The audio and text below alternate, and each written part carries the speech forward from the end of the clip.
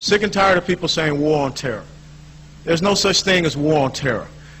In World War II, how smart would it have been if the United States of America said that they were at war with the Blitzkrieg, or if they were at war with the kamikaze? A nation does not go to war against a tactic. Just the same way. When you sit around and you see our strategic level leaders here in Washington, D.C., go on all the Sunday pundit shows, and they talk about how great it is that we're directing drone attacks. If you think back to what happened in Vietnam, when LBJ was doing bombing approval right here out of the White House, that's not what a strategic level thinker is supposed to be doing. That's not strategic perspective. A nation goes to war against an ideology. And that's what we've been talking about here today. We've been talking about the fact that we are against something that is a totalitarian, theocratic, political ideology, and it is called Islam.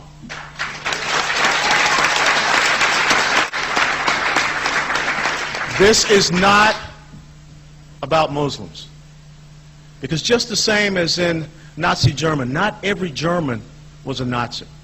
Just the same as when I was in Iraq in 2003, not every Iraqi was a member of the Ba'ath Party. What I am talking about here is an ideology that has existed since 622 AD, since the 7th century. It got started with a thing called the Nakla Raid, which was after Muhammad made his hijrah, leaving Mecca, going out to Medina. It has been violent ever since. It has confronted Western civilization, and this is just another chapter in the long book that they are writing to conquer each and every one of us. And now is our time. Just as our forefathers had to stand and turn these enemies back, we must now stand and turn these enemies back in today.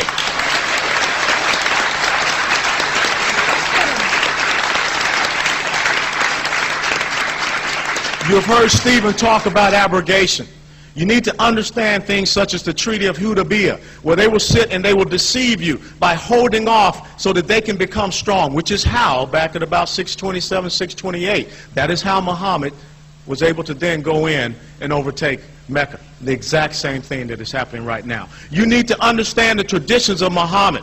When he wrote letters to Khosroes, the Persian emperor, when he wrote letters to Heraclius, the Byzantine emperor, that said, you have three choices. You convert, you subjugate, or we're coming to get you. Well, guess what? Back in about 1992, Osama bin Laden did the exact same thing. He sent a letter to the United States of America. Later on, in about 2005 or 2006, Mahmoud Ahmadinejad did the exact same thing. He sent a letter to the American people and to President Bush. We are already in a declared war, and if we do not have the type of leadership that can understand that can study this enemy, this adversary, we're on the road to perdition right now in this great country. We need to understand, as everyone here has stood and told you, Sharia law is incompatible with who we are in Western civilization, and definitely who we stand for in the United States of America. It is not about freedom. It is not about liberty. It is not about protecting human rights or women's rights. It is about what Islam says. The word means submission. And I don't know about you all here.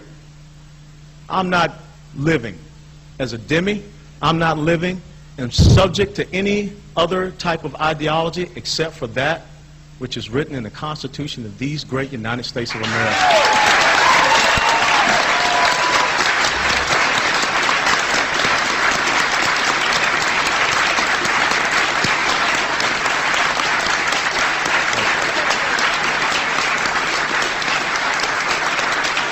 Thank you. We must understand that we have to regain the initiative in this fight. Just the same as our young soldiers now are operating under this restrictive rules of engagement, which prevent them from having the initiative against the enemy. You just saw in Marja and Helmand province where the Taliban will come out and drop their weapons and walk out and taunt our soldiers and go away to fight again. That would not happen under my command if I was commander-in-chief.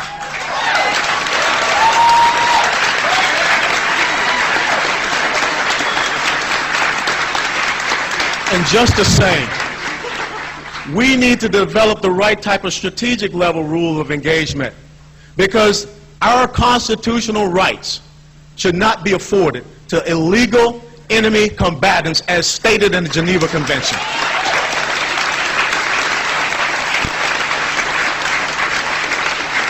We can no longer allow this enemy to come in and use this new tactic of lawfare, which most of the people standing here know that is how they continue to try to get you to shut up.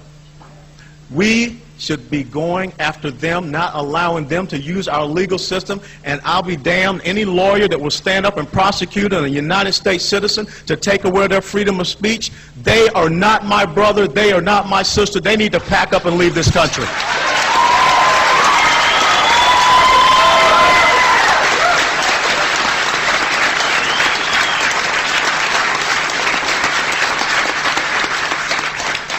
If we continue on in this political correct multiculturalism atmosphere that's on steroids, we are paralyzing ourselves from taking the right and proper actions. We see what is happening in Sudan. We see what is happening in Austria. We know about Geert Wilders in the Netherlands. We know what's happening in Denmark. Trend analysis is what we called it. There's nothing wrong with it. And for those of y'all here that are in the media, stop calling it profiling. It's about identifying the enemy and what they're doing and going after them. When I was a commander in Iraq, I knew the young men on dirt bikes were coming out of the groves to lay out IEDs and attack us. I was not going to chase women in burqas in the middle of the night in their houses. It's trend analysis. Stop being politically correct. Stop allowing them to come into our country.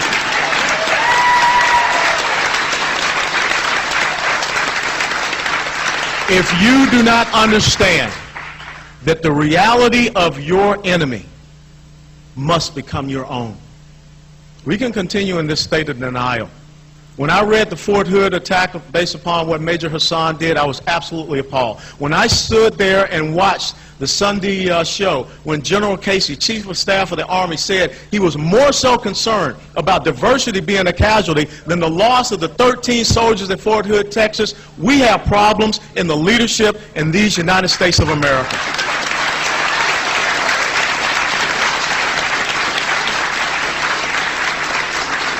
We must accept their reality.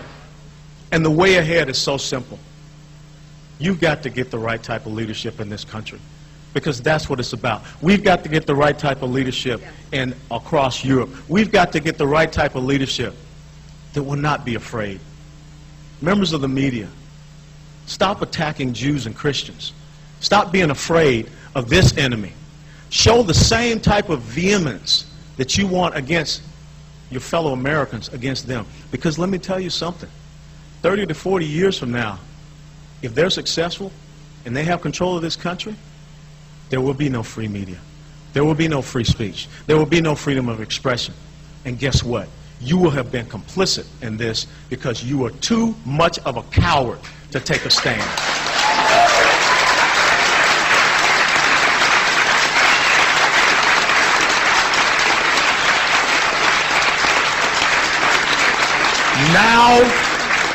Now is the time for principled leadership in the United States of America. Because as the quote that Elizabeth has taken from me, when tolerance becomes a one-way street, it leads to cultural suicide.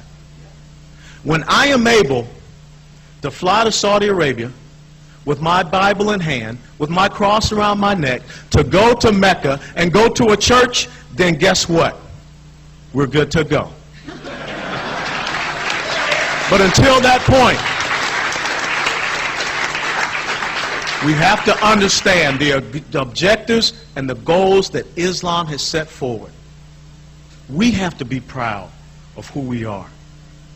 We cannot have leadership that will go stand before the Turkish General Assembly and say that America is not a Judeo-Christian nation. We cannot have a leadership that goes and stands in front of a university in Cairo, Egypt, and apologizes for the United States of America. That is not about what American pride is. We cannot have leadership that is asked, how do you define victory? And they cannot. Well, let me tell you, this is how I define victory.